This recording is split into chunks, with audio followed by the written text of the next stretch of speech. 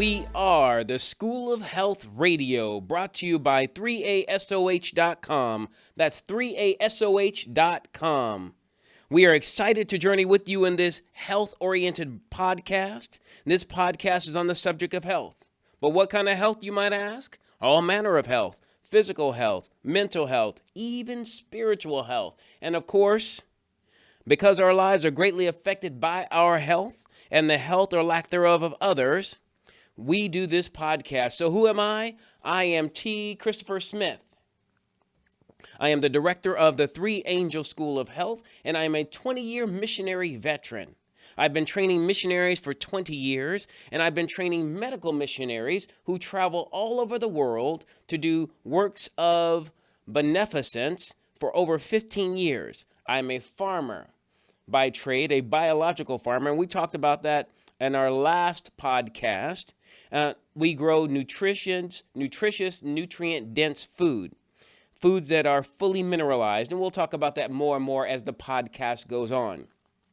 And lastly, if you didn't catch it, I'm a missionary. That means I am a Christian. I love the Lord Jesus because he died to save you and me, and I love those for whom he gave his life.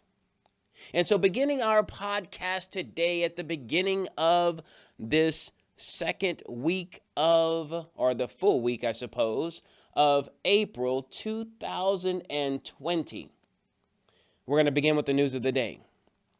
Confirmed, about approximately 1.25 million people have been confirmed with COVID-19, excluding the numbers coming out of China, Russia, and Iran and other totalitarian governments. The total death is approximately 70,000, and of course that's excluding, again, China and Russia, Iran, and other totalitarian governments. You know that governments lie. Some for so-called good reasons, like it was not necessary to wear a face mask. You see, we have our N95 mask here. We have it. I got some as just as a demonstration for when I do medical missionary trainings. And so I bought some, and this was probably about 2 months ago. Little did I know, the shelf was full. There were a number of them. And in the news now, they're telling us, the Surgeon General is telling you and I, telling Americans that we should make our own masks. Well, a few weeks ago, they were saying there was no need for everybody to wear masks. But now they're saying, well, you should probably wear a mask. And when they do lift the restrictions for the next foreseeable future, they're going to ask that everyone, everywhere, wear a mask. Well, were they telling the truth? Are they telling the truth now, or were they telling the truth then? Are they lying now, or are they lying then? Well, of course, they're not telling the truth. They may be saying okay to wear a mask, but the reason they didn't want us to wear them before is because there weren't enough masks. And they didn't want the people to go out and buy for themselves because they saw the issue that was going on with just toilet paper, which had nothing to do with COVID-19 or coronavirus. It's not that kind of disease. But yes, it's true that the governments lie. Others lie to maintain power and use the money from one government power to pay for their own mistakes, like what's happening in New York and Illinois and other different states in our union. These states are using this crisis to get as many billions of dollars as they can, and they're using it to prop up their, for lack of a better word, just mismanaged institutions where they're giving out more than they bring in. And of course, we're not just talking about the Chinese, and we love Chinese people. I love the people of the world, all of them. There are no people that I don't love, but the governments of the world, those are been the things that have been tricky throughout history. And so we know that governments will lie. You know, we know that people will do what they can to get money. But you know, what's interesting as we continue in the news of the day, COVID-19 is now being called the number 3 killer in the U.S. or maybe for the world. there are different reports for that. But it's interesting because we only have a confirmed 70 600,000 approximately people have died from COVID-19. But do you remember what we talked about last week? One of the things we talked about is the top 10 killers in the world, health killers, and 8 out of the 10 have to do with your lifestyle. Number one, coming in at number one, almost 650,000 Americans die every year from heart disease. Number two, cancer at almost 600,000 Americans. Number three, unintentional injuries.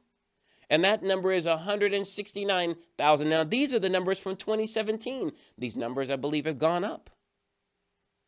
169,000, that is 100,000 more than have died from COVID-19 worldwide, not just in America. This includes China and Russia and Italy and all of Europe and the entire world, the United States. Number four killer, chronic lower respiratory diseases.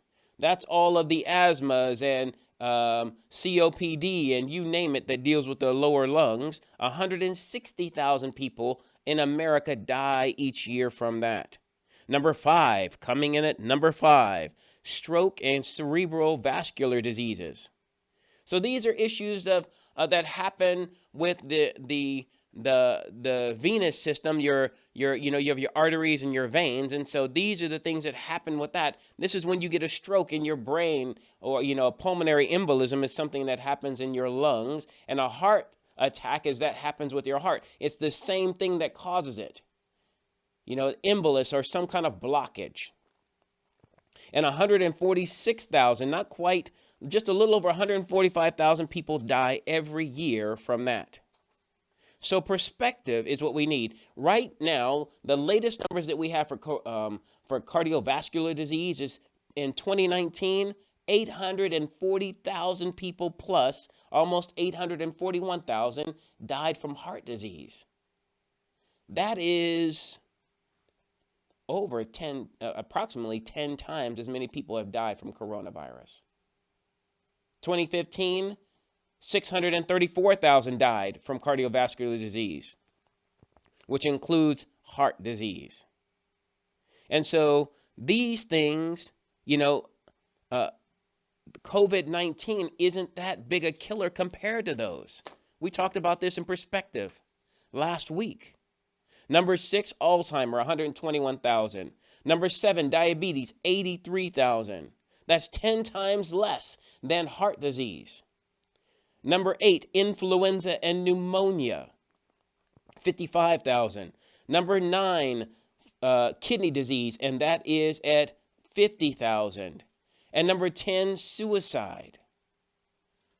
These are all from Medical News Today, and that was from July 4th, 2019, where I got those reports. Now, in the news also today, we are told that China, I apologize, let me correct that, not China, a country that we protect, that was the country that was the people that were leading out, they are called Taiwan, and they are an ally of ours. They have been a staunch ally of ours. But China has been at war with Taiwan. We are supposed to protect Taiwan, but Taiwan is sending 2 million, not 1, but 2 million. And I saw that they're going to be sending, I believe, 20 million. It might be that. Hold on one second. I will tell you in the news. Let me just check it right here. Taiwan to donate 2 million hospital masks to the United States in an expanded effort to provide hard-to-find medical supplies to nations afflicted by the coronavirus pandemic. And Taiwan's going to donate 10 million masks in a bid to help the rest of the world. So 2 million, 1/5 of all those masks are coming here. Now that's a friend. That is a friend. It's a friend that will help you and help you with something that you need in an emergency, not blame you for something that they did. A failed U.S. economy will kill more people than the coronavirus ever could. Do you know that the Western way of life, and we are talking about health, but the Western way of life has saved billions of lives? Not a few, a lot. And it's not because that you and I, that the Western way is the only way. You know, people have a choice. But the Judeo-Christian values of the West have elevated billions in this planet, well nigh erasing most poverty, not all poverty, but much. The numbers are drastic. And the reason why I say this is because a healthy economy can do a lot to stave off sickness and disease. Because when you have a strong economy, when the people have the ability to provide for themselves and to give to others, then you will see. But if the country struggles with just infrastructure, clean water, fresh foods, you understand, clean clothing, you know, just practical things, the life expectancy goes up. Many are now completely ignoring the emergency orders that are given, this is in the news, just to keep their families afloat financially. We're seeing stories all over where people are ignoring the stay-in-place order because financially they can't afford it.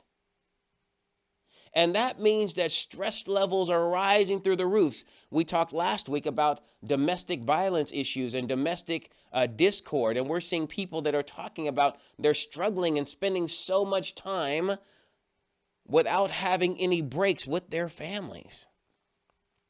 Others, realizing their great need of to gather with like-minded believers, are doing likewise. People are going to funerals. There was a Jewish funeral that was broken up. I believe that was in New York. There were churches where pastors are being cited and charged because they are coming together, and you have packed churches. Now, who am I to say? You know, who am I to say who's going to do what? Or you know, I'm not here to dictate how people live their lives. I'm here to encourage people on how to have better health. But if you want to have good mental health, you need to have a way to express yourself. If you want to have good physical health, you need to be able to get about and to move. You have to get the circulation going. You have to get the lymphatic system draining. And the lymphatic system doesn't drain when you're sitting on the couch. The lymphatic system drains when you are active. This is one of the reasons active children are healthier children. You know, and so we have questions. Should we stay at home? Should we? Should we make our own masks? Do you think that you're going to be able to buy a mask? I don't think that you're going to be able to buy an N95 mask. That's this mask right here. That's this mask right here.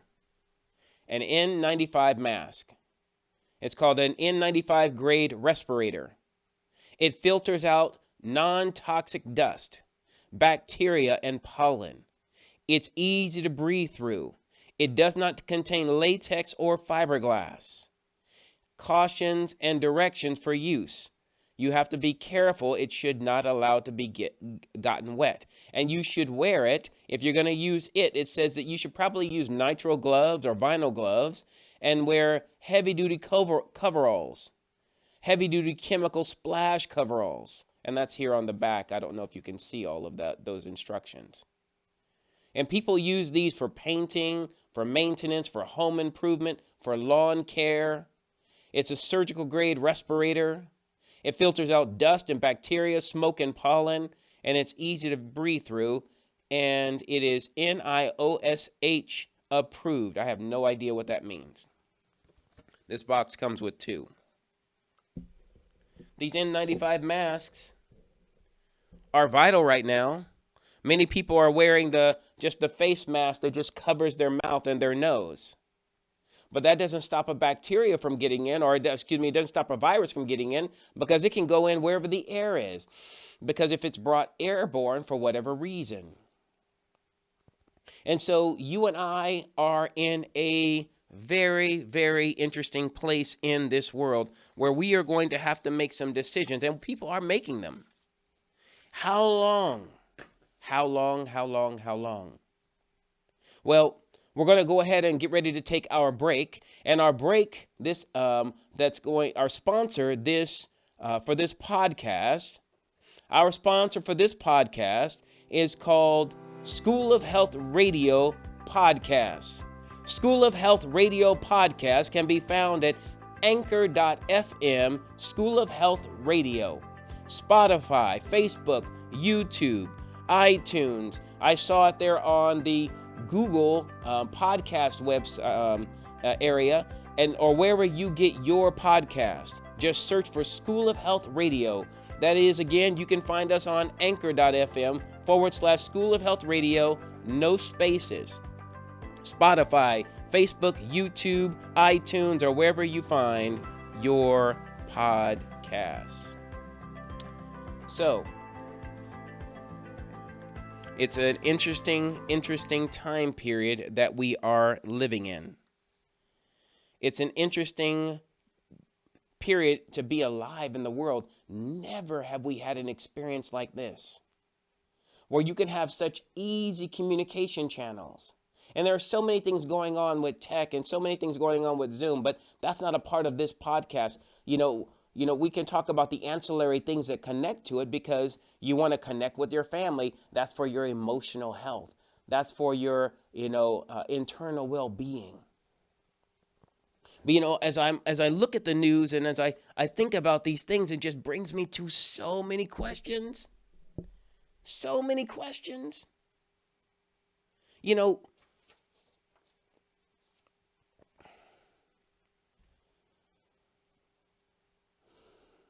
We're really finding out what kind of people we are right now. It's in a crisis that you reveal who you are. You don't change in a crisis. If you're getting in a car accident, whatever words come out of your mouth is who you are. If someone scares you and you shout out something, that's who you are. That's who you are. And our nation is finding out, and we're finding out that we have a couple of different kind of people in our nation right now. We have those that give because they're prepared, and some who give even though they don't have much. And then those who are willing to take, those who will fight you for the toilet paper, those who will buy up all those things even though they have things at home because of fear. But fear is destructive to health. Fear is extremely destructive to your health. Fear will cause you to make very, very bad decisions. People do not make good decisions when they're afraid or when they're inebriated. It's the truth. And if you've ever had to deal with anyone who has been inebriated or they are, they've taken some medication or some drugs and it causes their mind to be altered, they don't make good decisions. And fear is just like that. Fear causes you to make decisions that are emotional and not well thought out. And we don't need people who are living by their emotions right now. We need our neighbors and we need our friends and we need those people around us to make reasonable decisions. It's very important that you and I think. Don't just do from fear. Don't do because of a fear of loss of what might happen. Do because it's the right thing, because a year from now or 3 years from now, when coronavirus is in the in the rearview mirror, just like Ebola, just like any of these other things that have come, just like the 1918 flu, you don't think about that all the time. I don't think about that. When this thing is in our rearview mirror, and you have to consider, what kind of person was I during this time period? What kind of person was I? What did I do? How did I live? Did I check on my neighbors? Did I make phone calls to people? See, our mental health, you can never be happy being selfish. Being selfish will make sure that you get the things that you think that you need, but the thing that we need more than anything is interaction. This is why I sympathize for those who want to go to the funeral.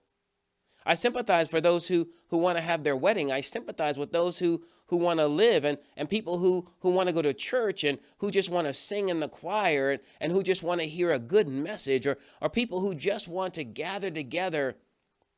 I sympathize. I sympathize because I recognize humanity's need for interaction. We need to interact with one another. And a screen is good, but it has its limitations. You can't reach through the screen and actually touch someone. You can feel touched by something they said. You can feel touched by something that they've sung. You can feel touched in many different ways. But the thing that this coronavirus epidemic or pandemic is doing, it's causing us to look and to see, what do I value? What are my values? What if they come up with a vaccine and they say that you have to take it? And there are people who say, well, we don't believe in that. And they force it. Is that the kind of country that you want to live in? In other countries where people don't have freedom or liberty, where they can't choose. But in this country, our fundamental principles are that everyone has a right. We have rights that are given us of God. There are three things that we are God-given rights to pursue: life, liberty, and then the pursuit of happiness. You have a right to choose to live. But that doesn't mean that that you have a right to take someone else's life. No, that's murder. But how do we do these things? This is, it's time for a very candid debate. But the challenge is how do you discuss these things when people are dying and people are sick? The vast majority of people are going to recover who get COVID-19. As a matter of fact, we're told that most people, I read an article that said that approximately 50% of the people who get it will never know. I listened to an interview of a man that was in World War II. He was born during the time of the Great Depression. He was born just before it happened, and so he was a young child during the days of the Great Depression. And he was explaining his experiences, and he remembered what happened on D-Day when the Japanese attacked Pearl Harbor and they sunk many of the ships that were there in port. And he joined the military and he went into World War II, and he just recently, and he's in Oregon, he got COVID-19 and he recovered. And he started talking about how wonderful our nation is, how we're going to make it through this because we've made it through so much. It was so encouraging to listen to his words. When everyone is afraid, he's saying, we're going to come together and we're going to do what we can because we are Americans. Even though many in America don't have that same outlook. And he was asked the question by the interviewer, they say that this is a different people. And he said, back in the day before Pearl Harbor, the generation that was going through the Great Depression, he said they looked at the younger people and said, they're soft. They were the snowflakes of their generation. He said they're soft, but when it came time to sacrifice, they sacrificed. I'm not sure that we have those people. I'm hoping that's true. I believe that many have and many will. I believe that many are looking and saying our better natures must come out. The question is how long will it take? There are those whom I've spoken with and different ones who say they're going to self-quarantine because they knew someone that had it. And I commend them. I commend them. Because if you know that you have been exposed, it's a commendable thing to self-quarantine. But then we also must consider the fact that If they're going to stay in their home for 2 weeks, how are they going to eat? Do they have enough of the things they need? Can they trust those of us to go and to go to the store when we go and to buy extra and drop it off at the door? Just knock and let them know, send them a text and say, hey, I brought you something. Our nation is being stress tested. We as a people are being stress tested, and individually we're seeing who we really are. Emotionally, we are finding out what manner of people are Americans. Now, we have found already financially, and this is why the government is sending over $1 billion, forgive me, $2 trillion. They're sending, everyone is getting a check unless you are a dependent. If you're on someone else's taxes as a dependent, you are not getting a check. But everyone else is going to get, I believe, a $1,200 check if you're an adult, and $500 to the parents of the children that are that are dependents. And people appreciate that. I mean, we're going to appreciate it. We're not going to get mad because somebody sent us a check trying to help. This is just their way of helping. Do I think it's the best way? Probably not. And they say, well, what's another 2 trillion?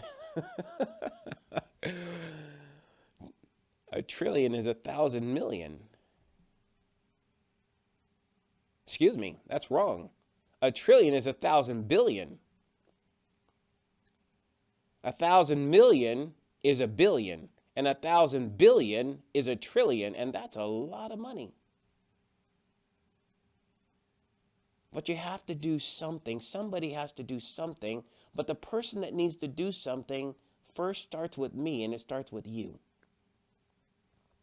We have to deal with our own minds. We have to have our own reasoning. We have to consider who we are. When we come back at our next break, and when we come back, I want to go over some questions with you. But our scripture of the day, when we go through our scripture of the day, you're gonna really like it if you consider yourself a thinking man or a thinking woman. If you consider yourself to be someone who is not knee-jerk reaction, doesn't just get upset, but you consider in your mind the things that you do before that you do them because you want to do the very best. You're not just moving because the crowd is moving. You're not going to Costco to buy toilet paper because the crowd is going to buy toilet paper. You're doing things because you believe them to be right, and you are acting from principle because you are a principled individual. And if you have not been one, you can choose to be one right now. We don't have to wait to do what's right. Even if you've done wrong in the past, you've stolen and you've lied, there is a way to come back from that. And I want to encourage you. Because reasoning with our minds separates us from the beast, from the animals, who don't care about anyone else but themselves. They're only concerned with what they're going to eat, what they're going to drink, and who they're going to mate with. That's the mind of a beast. That's the mind of a dumb animal. And what I mean by dumb animal is one that can't speak intelligently. Yes, I know Lassie could talk, and he can tell little Billy, roof, roof, roof. Come over here. The boy's drowning. The boy fell in the ditch. And Billy could understand it, but that was a television show. That wasn't real. Well, okay, my dog, he comes to me sometimes and he barks and he gives a certain bark that tells me I know what he's saying. I understand. I'm not saying that animals can't communicate. What I'm saying is that you and I have reasoning powers. It is the thing that separates us from animals. But if we don't use them, we are not much better than an animal. And isn't that a sad thing when people act like animals? don't you take animals that can't be controlled and put them in a cage? And don't you take people that can't be controlled and put them in a cage? They call that prison or jail.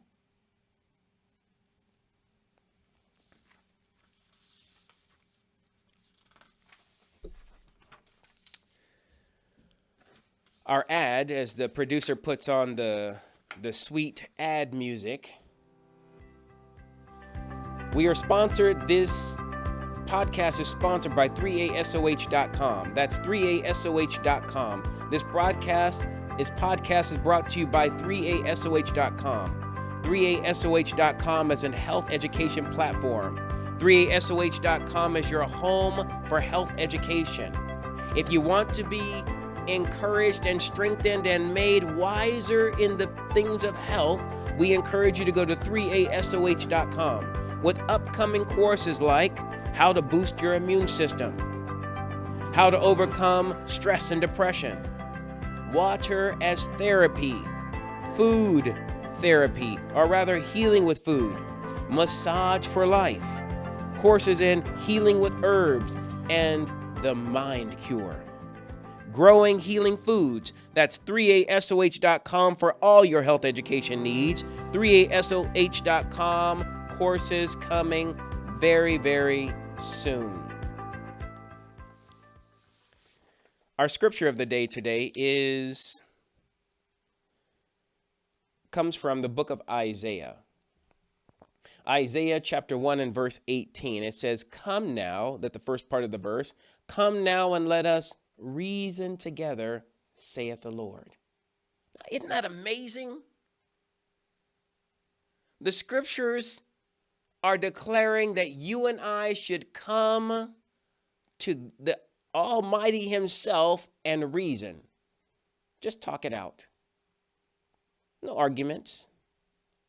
Just reason. Reasoning is the gift that we're given. You know, if you have small children and you want to get them to stop doing certain things, you try to get them to reason. You want to get them to the place where they think about what they're doing and they change their behavior because they understand why. Why? This is the thing. How is it that you get the majority of people around the world, and specifically Americans, to stay home from work and to put their own financial life in jeopardy? You had to give them a why. Listen, people are going to die. Maybe not you.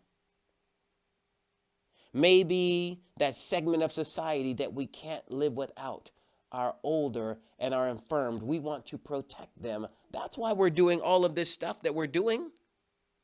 We're doing this because we love our older people and we need them and we want to keep them around. Some of them aren't as strong. And, you know, we love the small children who have health issues, or people who have diabetes, or people who have cancer, people with compromised immune systems. We love them. We love the weak of our nation and our world, and we love them so much we don't want to lose them unnecessarily. And if we can spare it, and if we can protect our healthcare system so that they can be cared for should they get sick. That's why we've been self-isolating. That's why we've done this, because we love the weak. And we think that every life matters. Well, at least most of us do.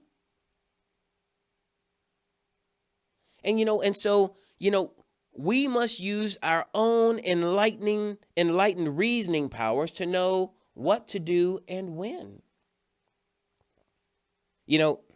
We should ask ourselves as we reason together, is this coronavirus real? I mean, you can't see it. You just have to take the physician's words and the government's words. I mean, nobody with any reasoning power trusts the World Health Organization. That's a corrupt institution.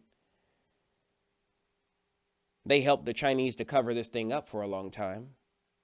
Nobody in there with reasoning power would trust them. But are there those we do trust? Do we trust the CDC? Well, yes, there is some degree of trust that we have in them. Do we trust that the government that elected for the people and by the people cares about the people of the United States? Well, yes, because they want to get reelected. We trust that they have self-interest. And so there is some trust that we put there. Yes, the coronavirus is real. It is not a hoax.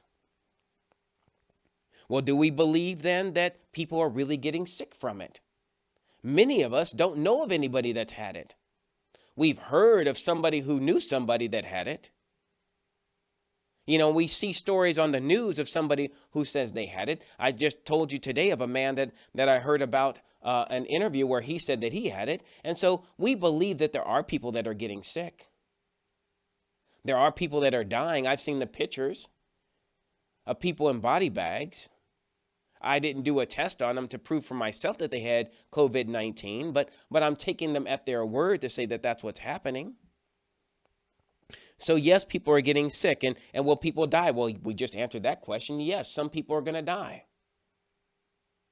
Are as many people dying as they say are going to die? Well, it doesn't look like it. But that doesn't mean that it won't be true. They've been trying to explain us the practical working of this thing and how it's coming in a wave and how the wave was very high and by certain measures we can lower that wave so that we can have fewer people die in the beginning. But this thing is going to be with us for a while. So yes. But who is going to die? Who's going to get sick? Well, most anybody can get it, and that's what they're saying. We said that earlier. About 50% of the people that get it don't even know it, which tells you that it has a different effect upon different individuals. And we talked about this before. If you're compromised, who's going to get it? If you've been a smoker for some length of time, COVID-19 is your wake-up call. COVID-19 is your wake-up call if you are a smoker. And it doesn't matter what you smoke. If you're smoking cigarettes, if you're smoking blunts, if you're smoking them little funny cigarettes, as they used to call them, marijuana, Mary Jane. It doesn't matter what you're smoking. If you have been compromising your lungs, then it seems that you and COVID-19 might have a future date, even if it's not in this first wave. Who's vulnerable? Those with compromised immune systems. The very old and the very young who may not have all of the strength that they need to fight off this virus. Are we okay with them dying? No. Even the smokers. My entire life is about helping people who have done things to themselves to cause themselves to be put in a bad situation health-wise, and to educate on what things they can do to turn things around. I've given my entire life to that for 20 years. For 20 years, I've given my life to help people who have not done the best for themselves. So I'm not beating up on people that have made bad decisions. We've all made bad decisions, and some of us continually make bad decisions.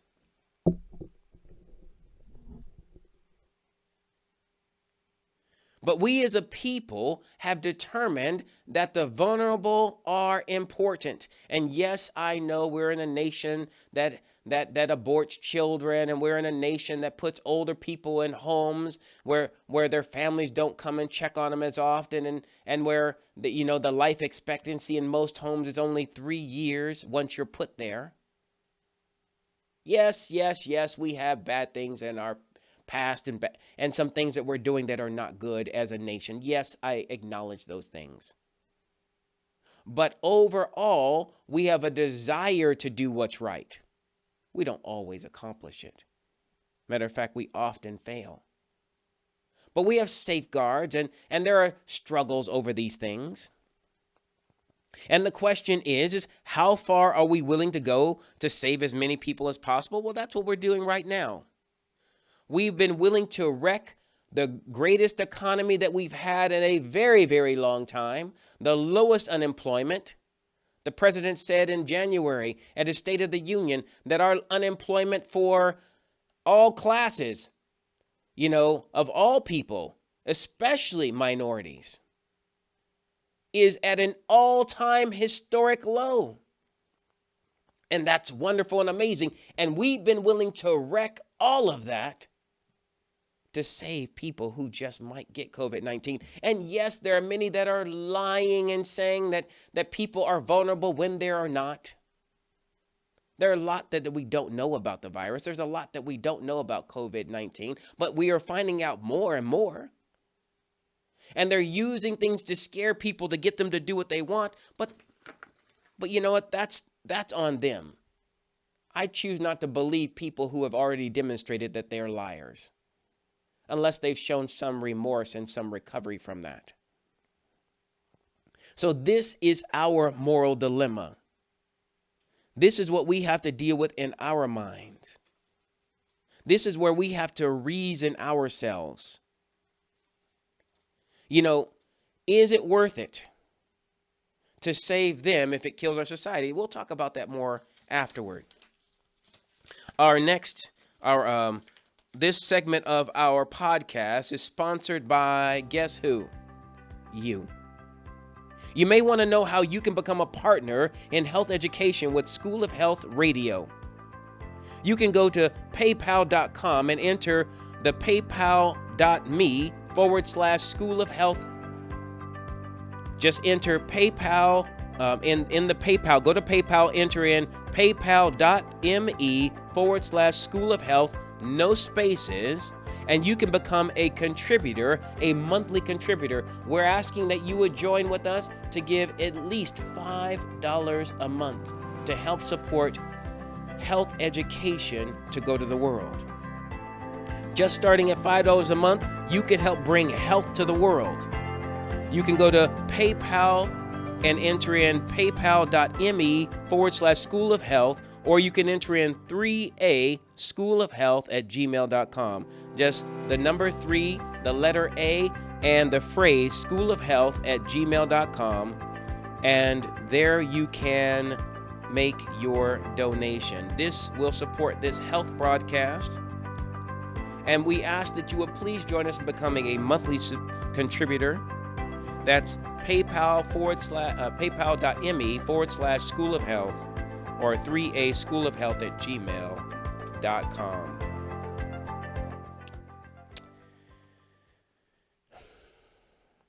So our question is, who do you trust to save lives? And how far are you willing to go to save lives? We've already shown ourselves as a nation willing to break that which is best, that which is what we have best going for us, our economy, because it supports so many lives. We've shown ourselves willing to do this. Our president, whatever you say about him, has shown himself willing to do this. He wanted things to go back. And I'm not pushing for Trump or no Trump. I'm just saying the man, with all of his moral failings and his whole re-election, put on hold to save lives. And those things are to be commendable.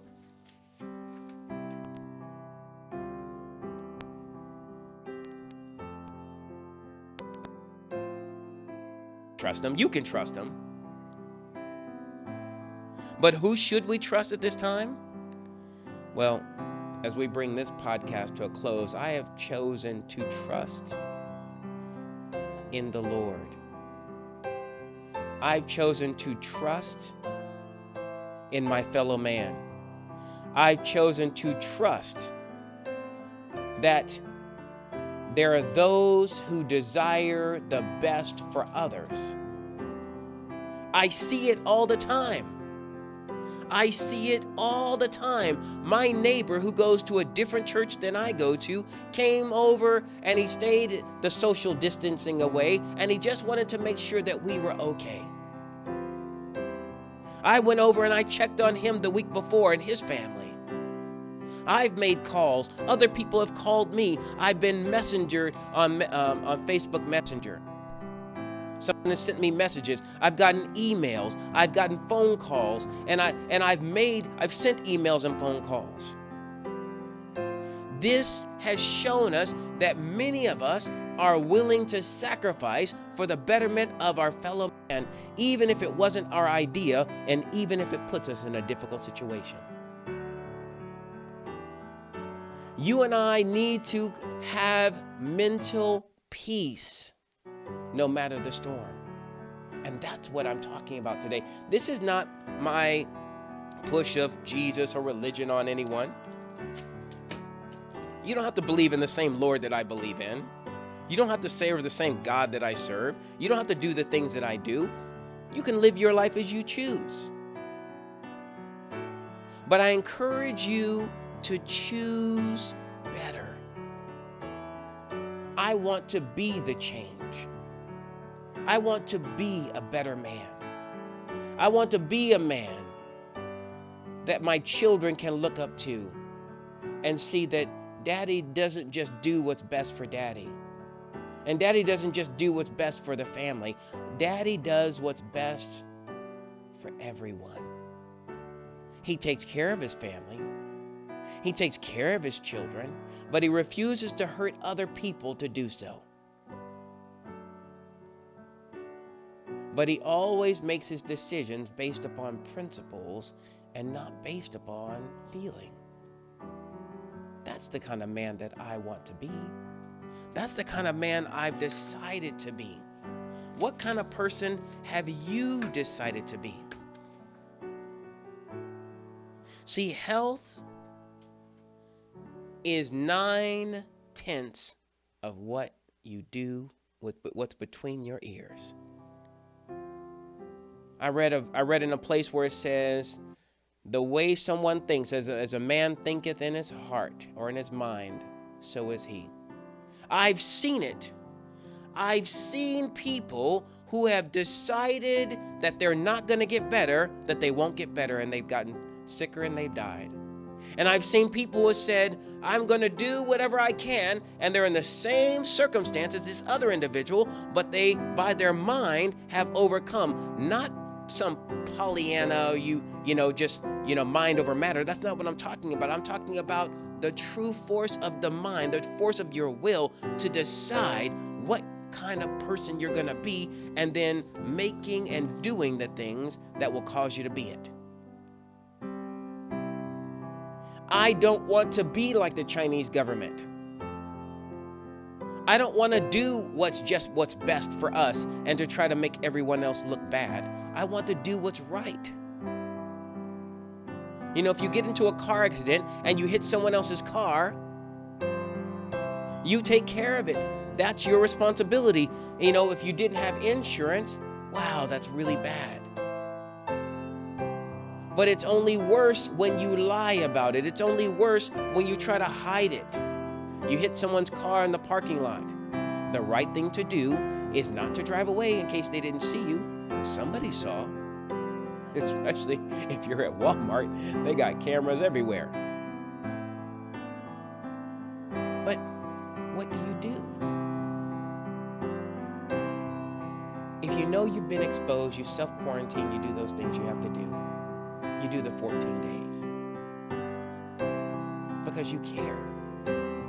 If you know that it's possible that you might be exposed, you wash your hands. Maybe you wear a face mask.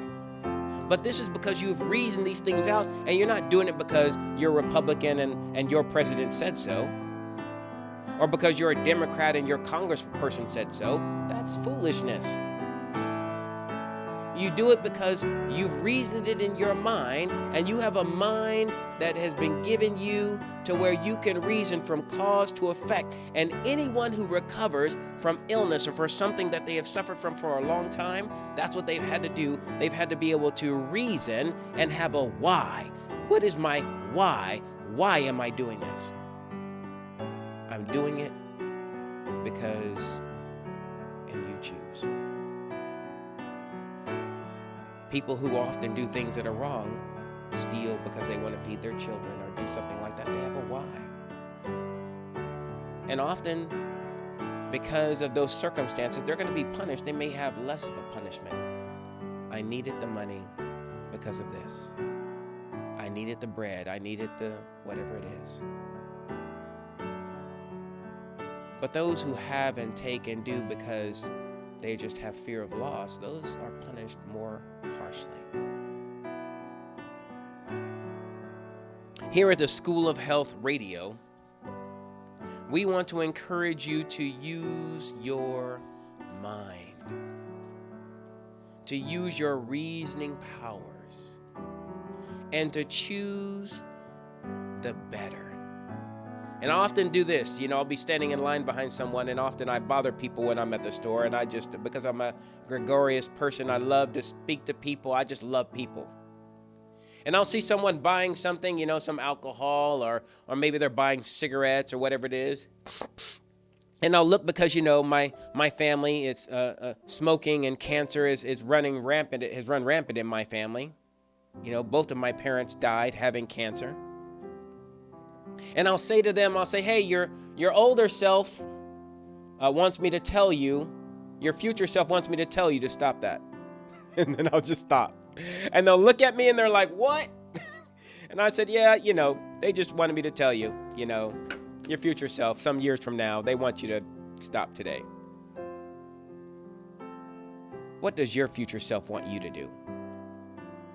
Does your future self want you to be selfish or to be selfless? Does your future self want you to choose and to reason from cause to effect and to make decisions based upon strong reasoning powers, well-informed reasoning powers, enlightened reasoning powers? Or does your future self want you to choose the easy way out? I promise you that none of us ever is benefited in the long term by the easy way.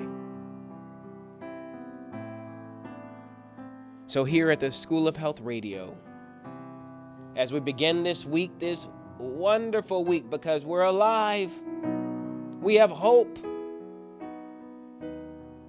If you have life, I read a place that said that a living dog is better than a dead lion. Some of you have been watching, what's that show, Tiger something, anyway, on Netflix? Oh yeah, oh man, that one's, anyway, a living dog. I'd rather be a living dog than to be a dead lion, because at least with the living there is hope. And that's what we're doing all this for, so that some people can still have hope. Let's hope. From all of us here at School of Health Radio, good day.